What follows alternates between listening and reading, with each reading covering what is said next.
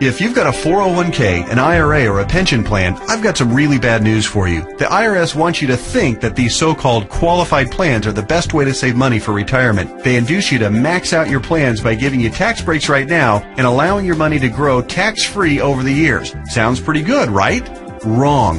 The fact is that putting money in your 401k or IRA is almost the worst thing you could do for your retirement, because you're going to be taxed out of your gourd when you finally retire and need the money the most. Then, when you die, guess what? The IRS will hit you with a double whammy. They'll tax your estate when you die, then they'll tax whatever is left again when it is inherited by your heirs. And on top of the tax problems, you'll also have to deal with market volatility that can kill your portfolio. Just think about 2001 and 2008. What if there were a way to avoid tax burdens at retirement, avoid portfolio-killing down years in the market, and virtually eliminate any worries you may have about outliving your money during retirement? On this video, I want to show you an IRS-approved class of tax-friendly retirement savings vehicles that beats the pants off your IRA, 401k, or pension plan. They've been around for years, are offered by the oldest, largest, and most financially stable institutions in the world, and allow your money to grow tax-free, just like your current qualified plan, but has zero taxes when the money is dispersed at retirement. Think about that for a minute. Zero taxes on your estate when you die, and zero taxes when the money is transferred to your heirs at death. Listen to that one more time. Zero taxes as your money grows, zero taxes when the money is distributed, and zero on your estate when you die, and zero taxes on the money inherited by your family. Zero. And here's the best part. Unlike your qualified plan, there is no risk that you will lose principal on the investment during a down market. If the market tanks like it did in 2008, your worst case scenario is no gain, but no loss either. What I'm talking about is a retirement savings vehicle that will help make sure you don't outlive your money during retirement. Are you intrigued? Well, you should be. I want to take a few minutes right now to share with you an important message about the best retirement savings vehicle you've never heard of. Let's start by talking about the IRS. They desperately want you to think that an IRA is the best way to grow your money for retirement. You know what? It's not even close. I'm talking about what the IRS calls qualified plans. IRAs, 401ks, pension plans, and so forth. Compared to traditional brokerage accounts where you'd normally buy stocks, bonds, and mutual funds, these qualified plans have some really good tax advantages. First, you can invest in a qualified plan with before tax dollars. Number two, you don't have to pay taxes on these gains every year like you do on regular stocks and mutual funds, so your money grows tax deferred. It's not taxed until you take the money out when you finally retire. That means you have more money working for you during those years leading up to retirement. Sounds pretty good, right? Well, yeah. Compared to a regular brokerage account, sure. But that's like saying a bicycle is the best mode of transportation going. Of course, a bike beats the heck out of walking, especially if you're trying to travel outside of your immediate neighborhood. But what if you're trying to travel across town or clear across the country? You might want to try a car. And what if you're trying to get overseas? Walking's out of the question. And that bicycle is pretty much worthless. You'd be much better off in a jet plane. So just to make sure you're following my analogy, a regular brokerage account is like walking, lots of tax problems. A qualified plan is like a bicycle or maybe even a beat-up old car. Better than walking, but not super helpful on extra long trips like, say, retirement.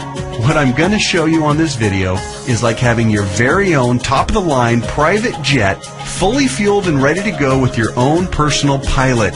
Yeah, it's that much better. The key to really maximizing your retirement savings is to understand the difference between tax-deferred and tax-free. Under the IRS qualified plans that you probably have right now, your money is growing tax-deferred, which inherently means that it will be taxed at some point in the future. Guess when that point is? That's right, when you retire and need the money the most. You probably won't be working, tax rates will probably even be higher than they are now, and you won't have any IRS-friendly deductions for kids or mortgage interest if your house is paid off, which means that you'll be paying a huge percentage of what you take out to the IRS in taxes, which, of course, reduces the amount that you have to spend for living expenses and lifestyle. Here's another way to look at it. Uncle Sam is counting on you to pay more than your fair share of taxes when you retire. Think of how brilliant that is. Let's encourage people to contribute money by giving them a tax break now, then let that money grow tax deferred so we can get an even bigger chunk of taxes from them later. Hey, I'm all for paying my fair share of taxes, but I tell you what, Giving the IRS a bare minimum of $33,000 for every $100,000 I withdraw from my qualified plan of retirement? Just plain ridiculous. Look, you've paid taxes and you'll continue to pay taxes for your entire working career. Let's keep the government's hands out of our wallets at retirement, okay? For the record, that $33,000 out of every $100,000 you withdraw isn't a worst-case scenario either. You realize that, don't you?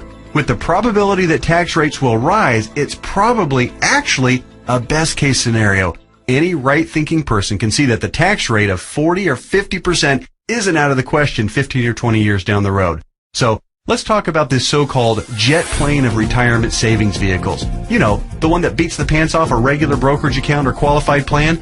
Before I tell you exactly what it is, let me show you some of the major advantages it holds. First, tax-free accumulation. Just like a qualified plan and way better than a brokerage account, your money grows year after year without having to pay taxes on the annual gains. Compound interest can then work its magic, which allows your money to grow bigger and faster. We don't need to have a discussion about compound interest, do we?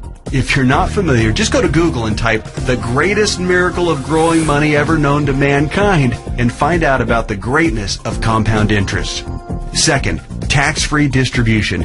Here's where your current qualified plan starts to look really bad. When you hop on board the jet plane of retirement savings vehicles, your money not only grows tax-free, but you can also actually distribute the money at retirement tax-free. That means that on the same $100,000 distribution I just talked about, you keep all of it, regardless of the then current tax rate. 30% tax rate? You won't care. You'll pay no taxes. 40 or 50% tax rate? Let everyone else worry about that. Your retirement savings can be used tax-free. $100,000 means $100,000 to spend, not $67,000 or less. Which do you prefer? Third, tax-free transfer. With a qualified plan or with a regular brokerage account, your money will likely be taxed twice when you pass away. Once on the amount left in the account when you die, and then again when your heirs receive the leftovers as income. Great for the IRS, horrible for your estate. The jet plane of retirement savings vehicle lands smoothly here too. No death taxes, no inheritance taxes. If you've got $1 million in your account when you die, your heirs get the full $1 million. Uncle Sam? Nothing. Transferred tax laws are, however, fairly complicated, and there's some exceptions and some limitations. So ask the qualified advisor who gave you this video to discuss your situation with you. Fourth, no risk of loss of principal. Remember when the stock market lost over half its value in less than 18 months starting in October 2007? Of course you do, because your portfolio probably lost half its value or more during that same time too. Did you start having nightmares about being 82 years old and still working part-time at Walmart just to keep food on the table? Your qualified plan has no way to protect you from that kind of market volatility and downside losses. Ouch! Not true with the jet plane of retirement savings vehicles. The principal in the account never loses altitude. When structured properly, there's no chance it will lose any principal. Not a dime. Not a penny. Nothing. If you'd been on board with this in October 2007, your portfolio would probably look a whole lot prettier right now. I'll explain why and how in just a minute. Fifth, dramatically reduce the chance of outliving your money during retirement. Survey after survey show that baby boomers' number one fear about retirement is outliving their money. And hey, you know what? That's a perfectly reasonable fear if you ask me. If you have $1 million saved and you retire at age 65, that's pretty good if you only plan on living until you're, say, 70 or 75, and if you don't have any significant medical issues. But how do you stretch $1 million, or whatever amount you end up having saved by the time you retire, for 15 or 20 or 30 years, especially given the increase in cost of living and the likelihood of needing specialized care if you do end up living into your late 80s or 90s? Not to worry if you ride the jet plane of retirement savings vehicles. When structured and funded properly, it'll keep on paying and paying and paying all through your 70s, 80s, 90s, and even beyond that if you're lucky enough to hit 100. Hey, you're more likely to hit 100 if you're not stressed out over money. Time to get on board. Okay. There are even more advantages, and I'll cover them in just a minute. But first, let me address that question that I know is nagging you in the back of your mind. You're saying to yourself right now, okay, this all sounds great. Everything you've said so far makes a lot of sense, and I'm interested. But hey, pal, what's the catch? We all know that anything that sounds too good to be true probably isn't. Hey, I hear you. Between Enron, Bernie Madoff, and the great stock market meltdowns of the 2000s, A healthy dose of cynicism, skepticism, or both is not only understandable, it's just plain smart. I'll tell you what the catch is, and trust me, it's more like 6 seconds of turbulence on your 6-hour flight to Hawaii on your personal jet plane than a catch. But first, a quick reality check. Just because you've never heard of this before doesn't mean that it doesn't exist, doesn't mean that hundreds of thousands of people aren't already using it, and doesn't mean that all of the advantages that I've talked about aren't absolutely real and sitting there just waiting for you. So, here's the 6 seconds of turbulence catch. Per IRS rules, you have to fund the plan I'm telling you about with after-tax dollars. In other words, you can't deduct the amount you contribute off your current year's taxes like you can with a qualified plan. That means that if you were to contribute $6,000 this year in an IRA versus this retirement savings vehicle, you'd in reality pay an extra $2,000 in taxes this year, assuming a 33% tax bracket. If you're in a lower tax bracket, naturally, your tax savings would be less. That sounds like a drawback, right? Well, actually, no. To understand why funding with after-tax dollars instead of before-tax dollars like you would with a qualified plan is not a drawback, you just need to understand the alternatives. Answer this philosophical question. If you were a farmer, would you rather pay taxes on the small sack of seeds when you purchase them in the spring, or would you rather pay taxes on your entire harvest when you sell it in the fall?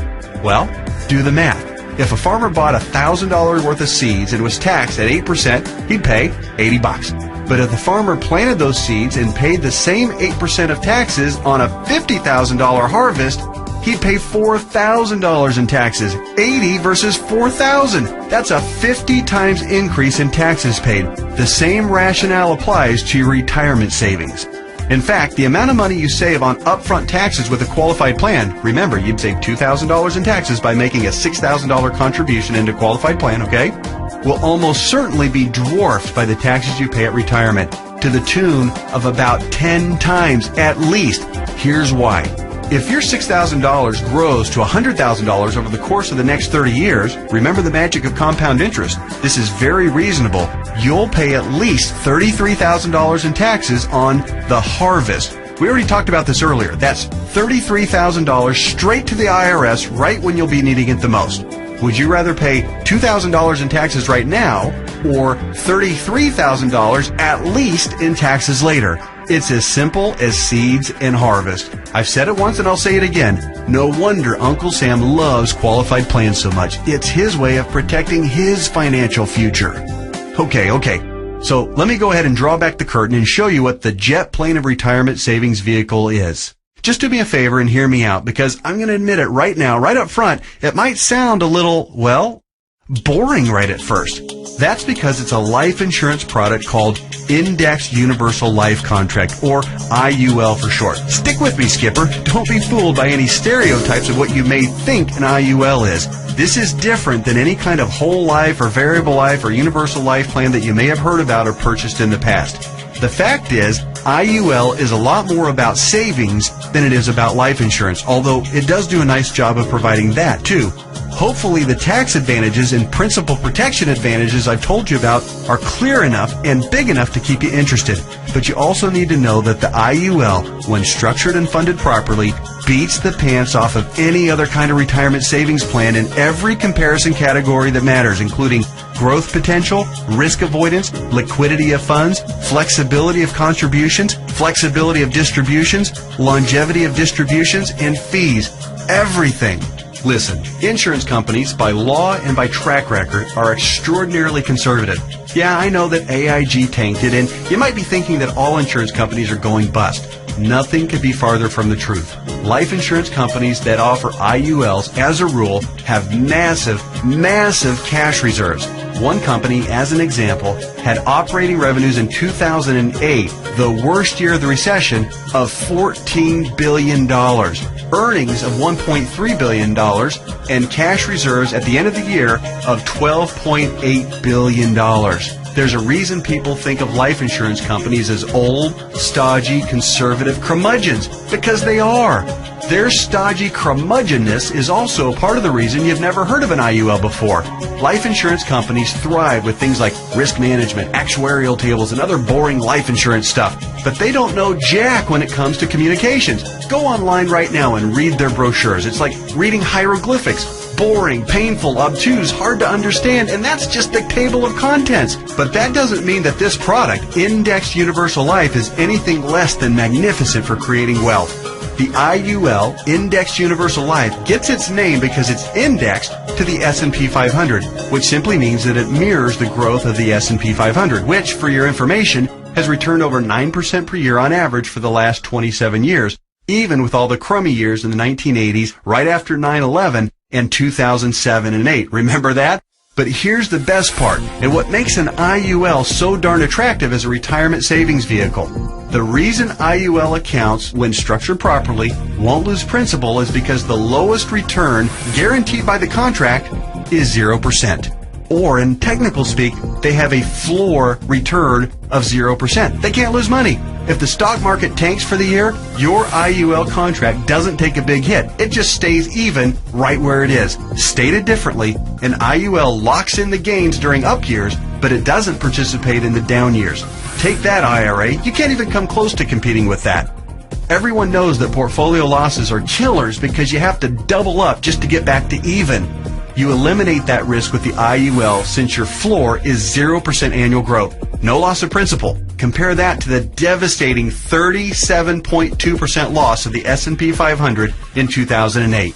If you were indexing your IRA against the S&P 500 and therefore did not have the 0% floor like you would with an IUL contract, if you had a $1 million portfolio on January 1st of 2008, you would have ended the year with just $628,000. Ouch! Even with the big bounce back year of 2009, where the S&P returned 23.6%, the $628,000 you had left after getting killed in 2008 would have only grown to about $775,000. Still deep in the hole. Not with an IUL. Now that brings us to the other catch of the IUL. It does offer the peace of mind of the principal protecting 0% floor, but it does also cap the gains on the upside. That means when the market has a huge growth year, your investment will be capped at somewhere in the 12 to 15% range, depending on the carrier and the contract. Don't bail out on me now. Trust me, this is not a big issue. In fact, quite the opposite. We're talking about 6 more seconds of turbulence on your 6-hour smooth plane ride to Hawaii. Here's why. Realize that huge gain years almost always follow what? That's right, huge loss years. 2003, for instance, was great, 26.3% gain in the S&P 500. But it followed 3 consecutive years, 2000, 2001, and 2002, of negative returns, 12.2, 13.4, and 24.1% respectively, negative all 3 years. Let's run those numbers. If you had $1 million in your IRA on January 1st, 2000, it would have fallen to approximately $878,000 at the end of the first year, then continued to fall to just over $760,000 at the end of 2001, and then plummeted to a measly $577,000 at the end of 2002. That same $1 million in a loss-protected IUL would have retained its worth at $1 million at the end of 2000, even though the market was down, remember? Still been worth $1 million at the end of 2001, and guess what? Still worth $1 million after 2002, even though the market got slaughtered. That's 3 consecutive down years and $423,000 in avoided losses. Wow. Then, in 2003, let's say that you were with an IUL carrier that had a 13% cap. Remember the big downside catch? It has a cap. Your $1 million would have grown to $1.13 million. It grew. Meanwhile, the qualified plan portfolio that tanked from $1 million down to just $577,000, remember that one? It would have gotten the full benefit of the 26.3% market gain, not a 13% cap like our IUL contract. Yay! But let me ask you this. Would you rather add 13% to $1 million or 26% to $577,000? 26% added to $577,000 only brings the account up to about $728,000. Again, compared to $1.13 million. This is a no-brainer.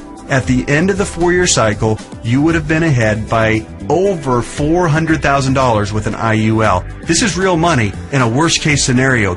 The only way a qualified plan could possibly do better is if the S&P were to go up unfettered by over 15% per year for 5 or 10 consecutive years with 0 negative years. Do you really think that's going to happen?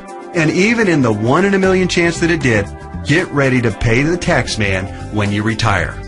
I know these numbers can start to be a bit mind-numbing, but they're so critical for you to understand so you can see how to avoid getting crushed financially when you retire. Don't be afraid to rewind the video and watch that last section or the entire video again. I want to continue with the examples just a little bit further. We stopped our examples at the end of 2003. Remember, the IUL account that started with $1 million had weathered the storm and grown to $1.13 million. The IRA account hadn't done so well and had managed to eke back to $728,000, but only after a really strong 2003. Now, let's look at what happened in 2004, 5, 6, and 7. The S&P gained, in this order, 7.2, 1.2, 12.8, and 1.2% in those 4 years. Your IUL account, since it's indexed to the S&P 500, and since all of the gains were between the 0% floor, remember that, and the 13% cap, your IUL would have taken all of those same gains, 7.2, 1.2, 12.8, and 1.2%. That would take your $1.13 million account right to around $1.4 million by the end of 2007. Pretty good, right? Then, when the S&P got shellacked to the tune of 37% loss in 2008, since the lowest return your IUL account can get is 0%, guess what? The IUL account would have held steady at $1.4 million. No loss. Nice, isn't it? On the other hand, the IRA account would have grown from $728,000 to about $900,000 during those 4 good years. Still down by $100,000 since 2000, just in time to get crushed clear back down to $565,000 at the end of 2008. What would you rather have going into 2009? $565,000 or $1.4 million? This isn't a retirement savings vehicle for the ultra-conservative. It's a retirement savings vehicle for the ultra-intelligent. If you think market caps of 12 to 15% are a poor trade-off for a contractual guarantee of a 0% floor, you're just plain crazy.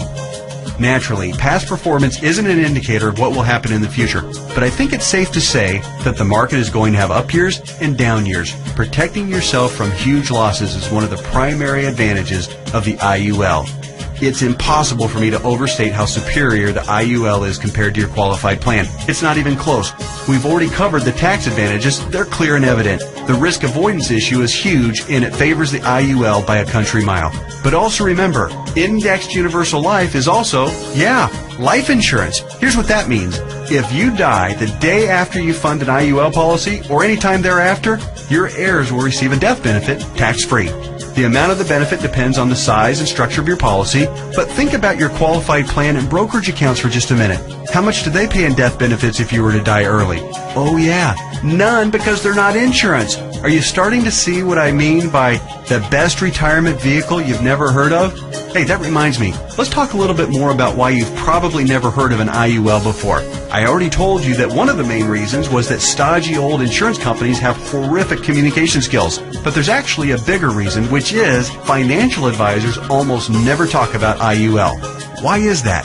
Simple math. Only licensed insurance agents can legally sell you an IUL, and most licensed money managers and brokers are not licensed to sell insurance. In other words, the guy who sells you your IRA can't, by law, sell you an indexed universal life policy. And if he can't sell it, he can't make any money on it. End of story.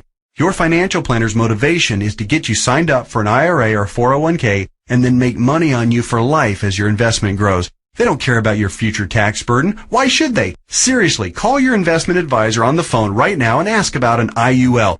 Chances are 99% he or she has never even heard of it. And if they have zero working knowledge of how or why it works. How would they know? They don't know insurance products. They like to think they have a corner on the market of helping people save enough money to retire, but they don't. They're selling skateboards, bicycles, or roller skates and pretending like the big, shiny private jet doesn't even exist. The fact is, the IUL is the best possible wealth accumulation vehicle for your retirement. For most people and in most situations, it simply cannot be beat for tax advantages, safety, growth potential, liquidity, and flexibility. Alright, just one more quick topic and then we'll let your licensed insurance professional take over and discuss all the fine point details as they relate to your specific situation. And that topic is the logistics of how the IUL works. It works like a life insurance policy in the sense that you make monthly or annual contributions into your account. You will work with your advisor to determine what the optimal amount is for your situation. It'll vary depending on how many years you have left until retirement, your financial goals for retirement, and your current financial ability. The money you contribute to an IUL, like we've discussed at length, will continue to grow tax-free. Unlike a qualified plan account, you may have access to your money at any time you want or need it without a penalty before or after you retire. That's what's called flexibility. When you do pass away, the balance of the account will be passed to your heirs tax-free, just like with any other life insurance policy. The IUL really does offer the absolute best of all possible scenarios. It's tax-friendly, it's safer than safe, and it gives you flexible access to your money. The next step is yours. You simply need to meet with the licensed insurance professional who gave you this video and discuss your particular situation. He or she will answer all of your questions, I'm sure you have several, and discuss all of your options. You may want to consider watching this video again, this time with a pen and paper handy.